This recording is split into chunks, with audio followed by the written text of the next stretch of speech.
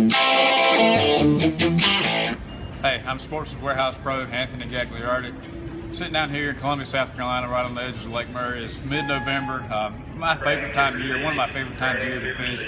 And most of the lakes in this region have already completed their turnovers, and the fish are starting to really actively feed and feed up in preparation for wintertime. And so I'm just going to talk about a few baits that are working not only here in Lake Murray, but lakes throughout the region, like I said, here in South Carolina. First of all, my favorite thing to do in the fall is to start each day with a buzz bait. And this is a double buzz, buckeye buzz bait. I've caught a ton of fish on this smaller buzz bait, especially in the fall. A lot of bait fish that the fish are keying on, as everybody knows, in the fall are small. And so this little buzz bait blades on here, it's a double blade, so you can keep it up, you can wind it really slow, but it still has a smaller profile, and you're going to get a lot of bites on it. You're going to catch a lot of big fish as well, but by far, this is my favorite buzz bait to throw in this time of year. The double buzz actually makes a big difference, so check it out. Next, kind of along those same lines, the fish are moving up shallow.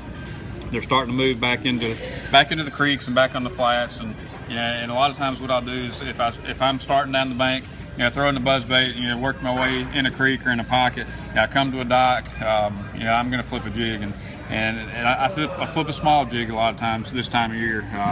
Finesse jig. This is a buckeye finesse jig. Most of the time I'm going to fish a ½ ounce, maybe a 3/8 ounce. I think of this one. This one is a 3/8 ounce. Just coupled with a small crawfish trailer like a Zoom, just a small critter crawl or something like that. Nothing. You don't want anything big and bulky this time of year. A lot of, like I said, the bait these fish are keying on, a lot of times they're small, and so a smaller profile jig is really good. Skip around the docks or fish around any kind of visible rock. It's all, this time of year, it's all cover oriented to me. You want to target these fish that are up there shallow.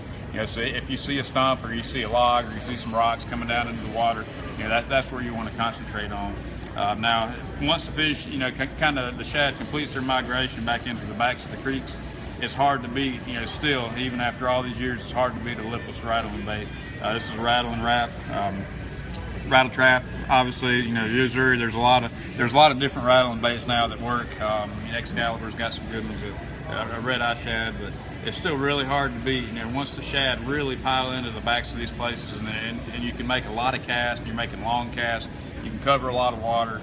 The fish, sometimes they're going to be back there schooling, there's going to be a lot of breaking activity, but not always. A lot of times you're just going to see signs of the shad there, and that's all you really need to see to make yourself stop and fish. So you always have something like that you have tied on, that once you get back in there and you see some shad activity, you can fire it around.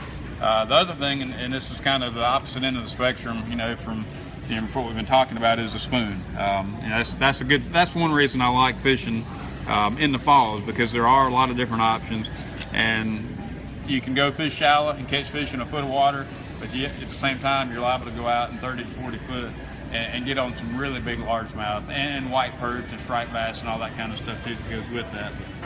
It's hard to beat just a 1 ounce Hopkins.